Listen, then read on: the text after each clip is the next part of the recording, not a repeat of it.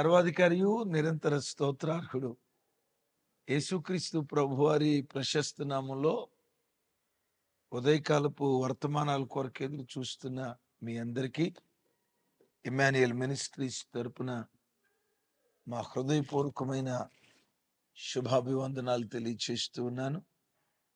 క్రీస్తునందు మాకు అత్యంత ప్రియమైన దైవ జనాంగమా, ఎలా ఉన్నారు? ఈరోజు ఉదయకాలం లేచి ప్రార్థన చేసుకున్నారా? తమ్ముడు, చెల్లి, మిమ్మల్ని కనీసం 2-3 అధ్యాయాలైన దేవుని వాక్యాన్ని ధ్యానించారా? ఒకవేళ ఇంకా ప్రార్థన చేసుకోకపోతే ఈ వర్తమానం విన్న తర్వాత అయినా కనీసం ఓ 15 నిమిషాలైనా ప్రభు సన్నిధిలో గడిపి, ఆయన సన్నిధిలో గడిపిన తర్వాతే మీ గడప దాటి బయటికి వెళ్ళాలని ప్రేమతో మిమ్మల్ని బ్రతిమలాడుకుంటున్నాను. ఈ వారమంతా చక్కగా టైం షెడ్యూల్ చేసుకోండి. ప్రతి అరుణోదయపు దినాన మీ కంఠధ్వని దేవునికి వినిపించేటట్లు, ప్రతి సాయంత్రం కుటుంబ సమేతంగా కూడుకొని కుటుంబ ప్రార్థన చేసుకునేటట్లు తప్పకుండా కుటుంబ ప్రార్థనలో పాలు పంపులు పొందండి. అట్టి కృప దయగల దేవుడు మనందరికీ దయచేయును గాక. ఈరోజు ఓ ప్రత్యేకమైన సందేశం. ఆకాశం క్రింద భూమికి పైన బ్రతుకుతున్న ప్రతి మనుషునికి అత్యవసరమైన సందేశం. ఆల్రెడీ టైటిల్ మీరు చూసి ఉంటారు కదా, ఇంటి గుట్టు రట్టు చేయకు. దైవజనమా, ప్రతి కుటుంబంలో ఏవో కొన్ని లోపాలు ఉంటాయి, కొన్ని మనస్మర్థలు ఉంటాయి. నా ఇంట్లో ఏ మనస్మర్థలు లేవండి, అసలు నా ఇంట్లో ఏ సమస్య లేదండి అని చెప్పుకునే నరుడు నాకు తెలిసి భూమి మీద ఉండడు. సామెత ఒకటి ఉంది, ప్రతి ఇంటిలో పొయ్యి ఉంటుందట. పొయ్యి అంటే మంట. మంట లేని ఇల్లు లేదు కదా. ప్రతి ఇంటిలో ఏదో ఒక కొదువ, ఏదో ఒక సమస్య ఉంటుంది. ప్రతి మనుషుడు, ప్రత్యేకంగా క్రైస్తవుడు, గుట్టుగా బ్రతకటం నేర్చుకోవాలి. గతంలో ఓసారి చెప్పే కదా, పొలానికి గట్టు, పై అంతస్తుకు మెట్టు, ఇంటికి గుట్టు చాలా అవసరం. విన్నారా? పొలానికి ఏముండాలి సార్? గట్టు ఉండాలి. పొలానికి గట్టు లేకపోతే ఆ పొలంలో పెట్టిన నీళ్ళన్నీ పక్క పొలాలకు వెళ్ళిపోతాయి. పై అంతస్తుకు వెళ్ళటానికి మెట్టు లేకపోతే వెళ్ళలేం కదా. అలాగే కుటుంబానికి, ఇంటికి గుట్టు ఉండాలి. గుట్టు ఎంత అద్భుతమైనదో, గుట్టు రట్టు చేస్తే సంసారాలు ఎలా వినాశనం అయిపోతాయో ఓ మాట మీతో చెప్పే ముందు, రెబెక్కమును అబ్రహాము ఇంటికి కోడలుగా తీసుకొద్దామన్న పరంపరలో ఎలియాజరు రెబెక్కమ్మ ముక్కుకు బంగారు కమ్మీని తొడిగాడట. మన చిన్నతనంలో చాలా మంది ముక్కుకు ముక్కు పుడక పెడతారు. ముక్కు పుడక కాదు, కమ్మి. ఆ కమ్మి ఎలా ఉండేదంటే ఒక రింగులాగా ఉండేది, ఒక పెద్దపాటి రింగులాగా. అది ముక్కుకి ఇట్లా పెట్టుకునేవాళ్ళు. ఆ కమ్మి పదే పదే పెదాలకు తగులుతూ ఉండేది. అలాంటిది ముక్కుకు పెట్టాడట. ఎందుకు పెట్టాడో చెప్పమంటారా? పదే పదే ఆ కమ్మి వచ్చి పెదాలను కొడతా ఉంటది. ఎందుకు అలాంటి కమ్మి ముక్కుకు ధరించేవాళ్ళంటే, ఆధ్యాత్మికంగా, అమ్మా నువ్వు అబ్రహాం ఇంటికి వస్తున్నావు, నేను అర్థం చేసుకునే మనుషులు ఉంటారు, అర్థం చేసుకునే మనుషులు ఉంటారు. తల్లి, ఇంటి గుట్టు బయట పెట్టమాకే, ఇంటి గుట్టు నీ పెదవుల ద్వారం దాటి వాళ్ళ వీళ్ళకి చెప్పమాకే అని ముక్కుకు బంగారు కమ్మి తొడిగించినట్లుగా చూస్తున్నాం. పురుషుడా, ఓ స్త్రీ, ఓ తల్లి, ఓ చెల్లి, కుటుంబానికి గుట్టు చాలా అవసరం సుమి. గుట్టు బ్రతుకుల్ని ఎంత బాగు చేస్తుందో ఒక అద్భుతమైన మాట మీకు చెప్తాను. యోసేపు చెరసాల్లో పడ్డాడు. ఆ చెరసాల్లో ఉన్న వ్యక్తులు అడుగుతున్నారు, బాబు నువ్వెందుకు చెరసాల్లో పడ్డావయ్యా అని అంటే, యోసేపు అక్కడ చెప్పే మాటలు చూడండి. ఆదికాండం చూడండి ఒకసారి. ఆదికాండం 40వ అధ్యాయం 15వ వచనం. ఏలయనగా నేను హెబ్రీ దేశములో నుండి దొంగిలించబడి తిని, అది నిశ్చయం. ఏమన్నాడు? ఏలయనగా నేను హెబ్రీ దేశంలో నుండి దొంగిలించబడ్డా, ఇది నిశ్చయం అన్నాడు. మిమ్మల్ని అడుగుతా, యోసేపు హెబ్రీ దేశం నుండి దొంగిలించబడినవాడా, అమ్మబడినవాడా? చెప్పండి రమేష్. అమ్మబడినవాడా, దొంగిలించబడినవాడా? అమ్మబడినోడు.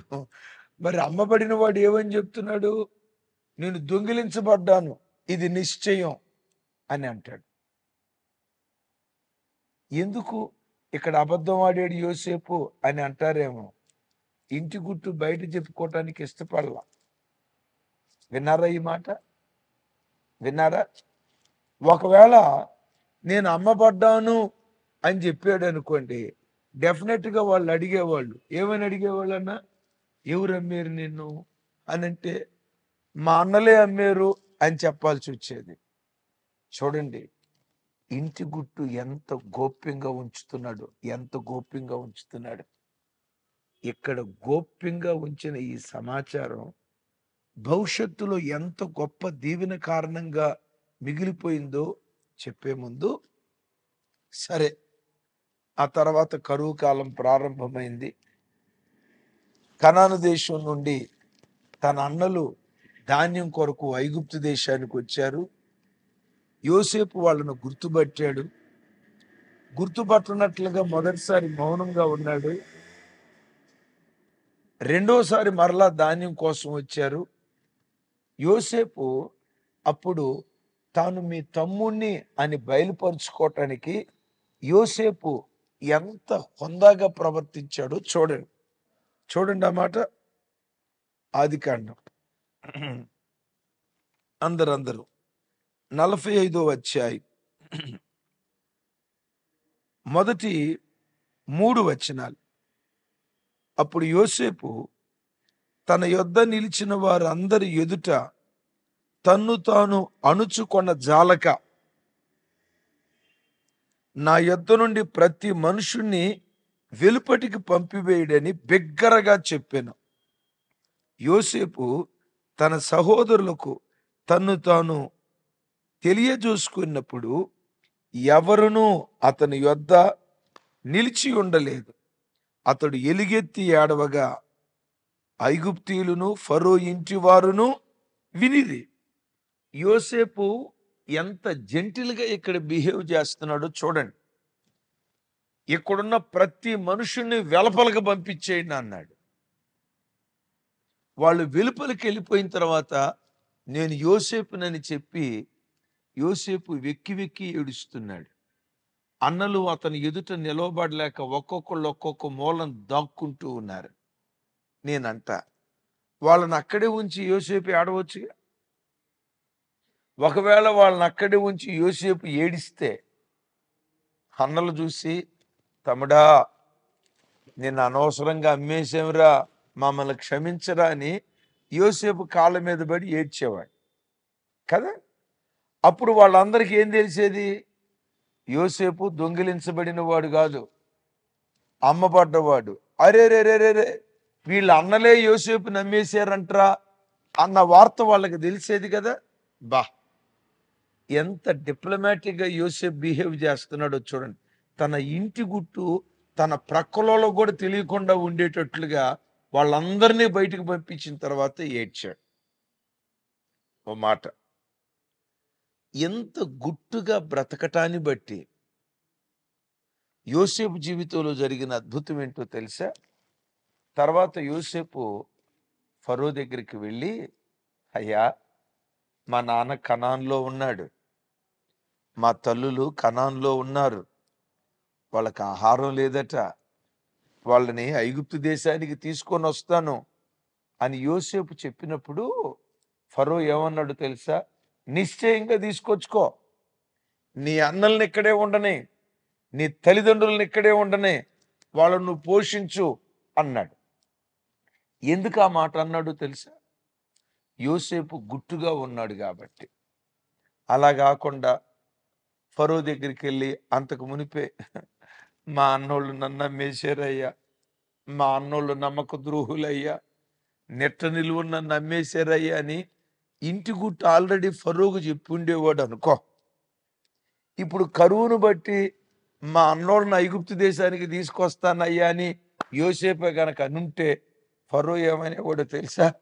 ఒరే బాబు, మీ అన్నోళ్ళు మామూలోళ్ళ, నిన్నే అమ్మేశారు. విన్నారా? నిన్నే అమ్మేశారు. రేపు ఈ ఐగుప్తు దేశానికి వస్తే దేశాన్ని కూడా అమ్ముతారా నాయన? నీకొక నమస్కారం, మీ అన్నోళ్ళకు ఒక నమస్కారం, మీ సోపతే వద్దురా బాబు. సోపత ఏమంటారు అంటే కరెక్టేనా? మీ సహవాసం వద్దురా బాబు అని ఫరో దండం పెట్టి వద్దనేవాడు. విన్నారా? గుట్టుగా బ్రతకటాన్ని బట్టి ఐగుప్తు దేశంలో యాకోబు సంతతికి ఆశ్రయం, గౌరవంతో కూడుకున్న ఆశ్రయం, రాజరికం ఉట్టిపడి అంత గొప్ప ఆశ్రయం యాకోబు కుటుంబానికి ఐగుప్తు దేశంలో దొరకటానికి కారణం ఏంటో తెలుసా? గుట్టుగా బ్రతికే మనుషుడు యోసేపు. తమ్ముడు, చెల్లి, మీ ఇంట్లో జరిగిన ప్రతిదీ అత్తేదైనా అంటే వెంటనే ఫోన్ తీసుకొని, అమ్మో మా అత్త ఏమందో తెలుసా, ఇంటి గుట్టు బయటికి చెప్తున్నావా?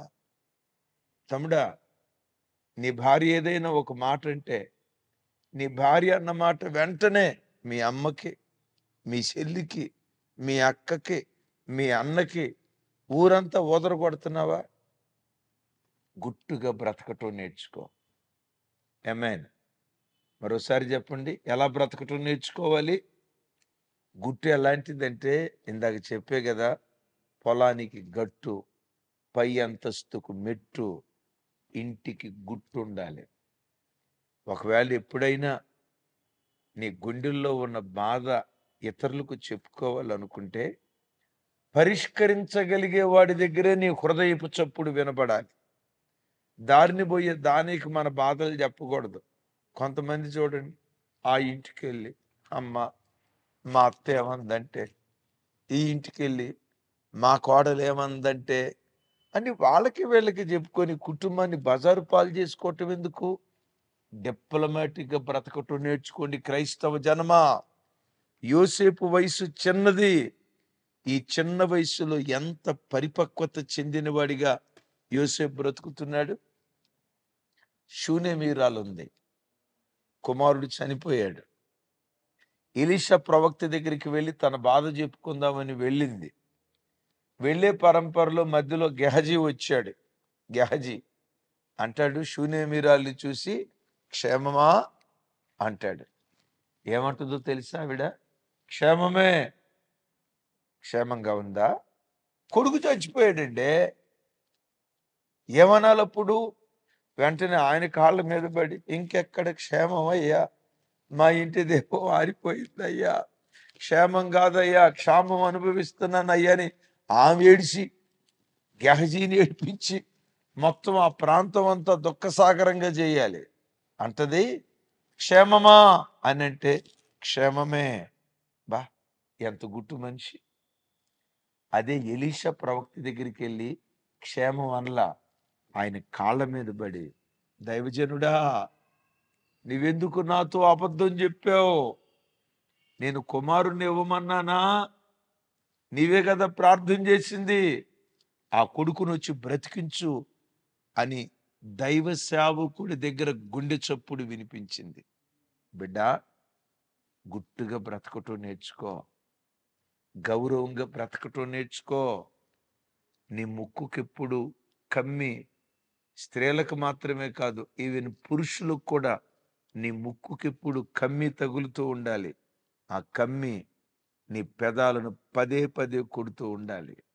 పొరపాటున ఇంటి గుట్టు ఎక్కడ చెప్పకుండా గుట్టుగా బ్రతకటం నేర్చుకో. అట్టి గొప్ప కృప దయగల దేవుడు మనకు అనుగ్రహించును గాక.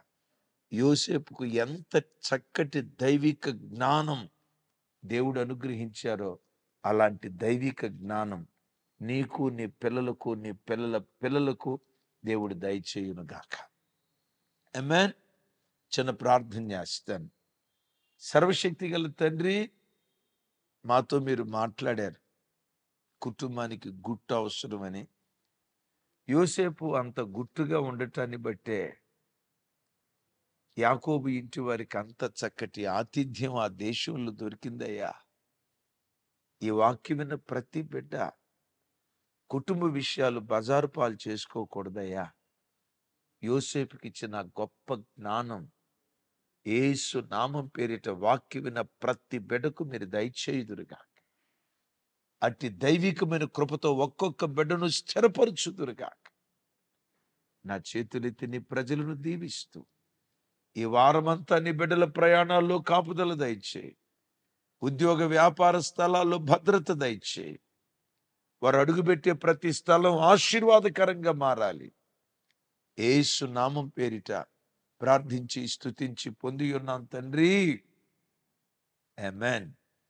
తండ్రి అయిన దేవుని ప్రేమ, కుమారుడైన యేసుక్రీస్తు వారి దివ్యకృప, పరిశుద్ధాత్మ దేవుని సహవాసం మనకు సకల పరిశుద్ధులకు సదా తోడయుండి నడిపించునుగాక. ఆమేన్. Thank you. కృపా సమాధానాలు మనందరికీ తోడయుండునుగాక. మరి ప్రాముఖ్యంగా ఈ వారంలో 12, 13 తారీఖుల్లో నేను మన ఆత్మీయ తండ్రి దైవజనులు రాజశేఖరయ్య గారు బొబ్బిలి ప్రాంతానికి వస్తూ ఉన్నాం. ఎరిగిన వాళ్ళందరికీ ఈ సమాచారం షేర్ చేయండి. ఆ ప్రాంతాల్లో ఉన్న ప్రజలంతా కుటుంబాలుగా పాల్గొందండి. కృపా సమాధానాలు మనందరికీ తోడై ఉండునుగాక. Thank you.